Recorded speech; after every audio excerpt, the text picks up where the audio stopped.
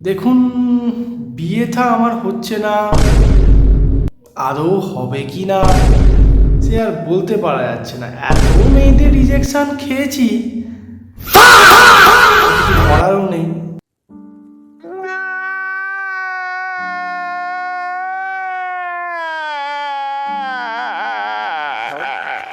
এখন ব্যাপারটা হচ্ছে সেটা হচ্ছে যে যে মেয়েটাকেই জিজ্ঞাসা করেছি প্রত্যেকেই বলেছে যে আই হ্যাভ এ বয়ফ্রেন্ড। সমবয়সী ছেলেদের প্রত্যেকেই যাদেরকে মোটামুটি টুকটাক জিজ্ঞাসা করে সবাই বলে ভাই আমি তো সিঙ্গেল, আমার তো আর কিছু জোটেনি। তাহলে সব মেয়েদের পটাচ্ছেটা কি ভাই?